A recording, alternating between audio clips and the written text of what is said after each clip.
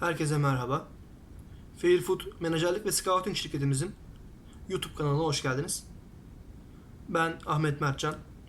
Tanımayanlar için kendimi tanıtmam gerekirse Türkiye Futbol Federasyonu'ndan lisanslı futbol menajerliği yapmaktayım. Futbol dünyasına ait görüş ve düşüncelerimizi sosyal medya mecralarından zaman zaman sizlerle paylaşıyoruz. Ancak pandemi sürecinden sonra yaşanan gelişmeleri takip ettiğimizde bu sürecin Türk futboluna etkisi üzerine yapılan tartışmaların çok sağlıklı ilerlemediğini ve spekülasyonları beraberinde getirdiğini gözlemledik. Daha doğru bir ifadeyle bir kaynağa veya veriye dayanmayan yorumlardan oluşan bazı açıklamalar da demek istemiyorum ama bazı ifadeler okuduk diyeyim ve dinledik. Biz de bu sürece nasıl bir katkı verebiliriz düşüncesiyle Instagram'da da aktif olarak kullandığımız Fairfood sayfamızın YouTube kanalını açmaya karar verdik. Umarım hem bizler için hem de sizler için verimli bir süreç olur. Pandeminin Türk futboluna bıraktığı ve bırakacağı izler, futbolcuların yaşadığı süreç, zorlu süreç, antrenörlerin aradıkları çözüm yolları, hatta sponsor şirketlerin faaliyetlerine kadar birçok konudan bahsedebileceğimiz geniş bir pencereden söz ediyoruz. Bunun yanında bizim de uzmanlık alanımız olan futbolcuların sözleşmelerinin durumu, alt liglerde yaşanan sıkıntılar ve UEFA'nın bu sürece yönelik, bu olaylara yönelik izlediği ve sunduğu çözüm yollarını konuşacağız. İlk olarak 23 Nisan tarihinde UEFA'nın yapmış olduğu toplantıdan bazı çıkarımlarda bulunduk. Bunları sizlerle paylaşmak istiyorum. Özellikle bu konuyla başlamamın sebebi şu. Bizim basınımıza yansıyan kısmında sanki UEFA liglerin ne olursa olsun, hangi şartlarda olursa olsun bitirilmesini talep etmiş gibi bir izlenim oluştu. Ancak biraz daha farklı bir senaryo bizi bekliyor. İlk olarak UEFA'nın yapmış olduğu, Sağlık Kurulu ile yapmış olduğu bir toplantı var. Bunun sonucunda Sağlık Kurulu Başkanı Tim Meyer, liglerin uygun protokollerin sağlanması durumunda bitirilmesinde bir sakınca olmadığını belirtiyor. UEFA da yapılan toplantı sonrasında iki tane senaryo ele almış. Bunlardan ilki bizim basınımıza da yansıdığı gibi federasyonlara özellikle bakın üst düzey liglerin tamamlanması talimatını veriyor. Liglerin tamamlanmasında mümkün olan bütün ideal opsiyonların da kullanılabileceğini belirtiyor. Hatta formatta değişikliğe de müsaade ediyor. Bu da ne anlama geliyor? Her ne kadar bizim ülkemizde çok fazla sıcak karşılanmasa da playoff ve benzeri süreçlerin yaşanabileceğini belirtiyor. İkinci nokta ise ülkedeki yasaklar, yani hükümetin ve devletin almış olduğu kararlar müsabakaların oynanmasına izin vermiyorsa federasyon uygun gördüğü takımı seçme hakkına sahip. Hatta şöyle ki UEFA da bu takımı, federasyonun bildirdiği takımı kabul etme veya reddetme hakkını gizli tutuyor. Bu da ne anlama geliyor? Yani isterse federasyonumuz ligi tescil edebilir, isterse farklı bir seçenekle sunabilir.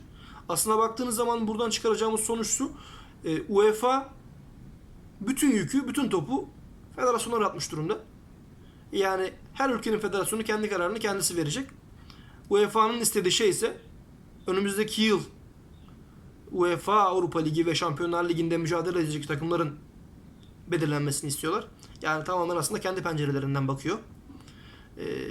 Bizim ülkemize gelecek olursak en son geçtiğimiz günlerde gündeme gelen ve medyada sıklıkla konuşulan maçların Haziran ayında Antalya'da oynanması iddiası var. Ülkemizde tesisleşme anlamında bu yükü kaldırabilecek tek şehir Antalya. Bunda hemfikiriz. Ancak bahsi geçen zaman sürecinde Antalya'da futbol karşılaşması oynatılması koronadan olmasa da Allah korusun farklı sağlık sorunlarını beraberinde getirerek büyük bir risk bence ve bizce ifade ediyor. Zira Haziran ayının sonu, Temmuz ayının başı gibi bir süreçte geçtiğimiz yılların verilerine bakarak da görebilirsiniz hava sıcaklığı ve nemin ne kadar yüksek ve etkileyici olduğunu. Bu nedenle bizce riskli bir durum. Ancak işin ekonomik boyutu olaya dahil olduğunda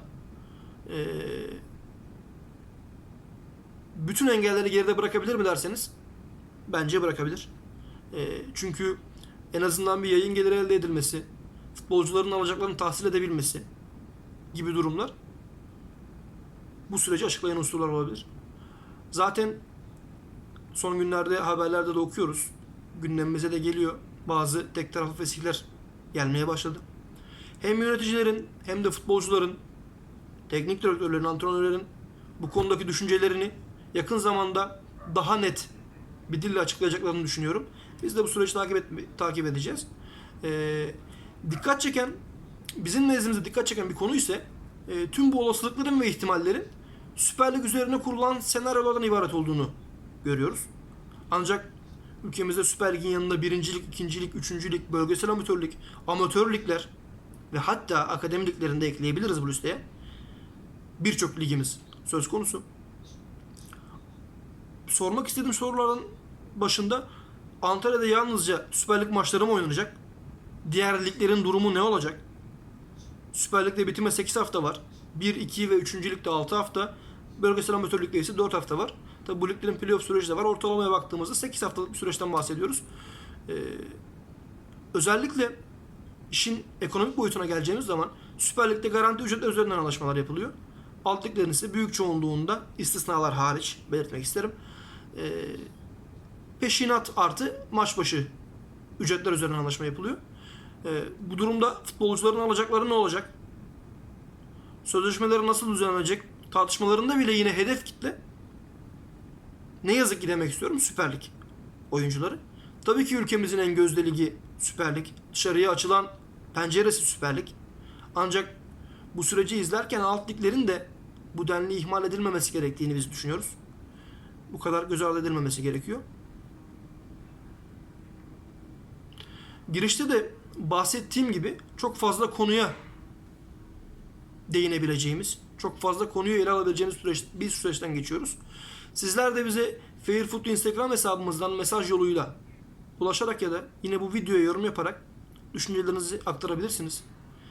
Üzerine duracağımız konular, gündeme gelmesini istediğiniz sıkıntılarınızı belirtebilirsiniz. Biz de sizden gelecek talep ve düşüncelerin ışığında yeni videolarımıza yön vereceğiz ve konusunu belirleyeceğiz. Fairfoot Instagram hesabımızın linkini açıklama kısmında bulabilirsiniz. Gelecek videolarda alanında uzman kişilerin de açıklamalarını, hatta belki yayınlarımızı da alarak burada bulabilirsiniz. Ben şimdilik kıymetli vaktinizi bana ayırıp dinlediğiniz için şahsım adına teşekkür ediyorum. Şirketim adına teşekkür ediyorum. Yeni videolarımızdan anlık haberdar olabilmek için kanalımıza abone olabilirsiniz. Hoşça kalın, sağlıkla kalın.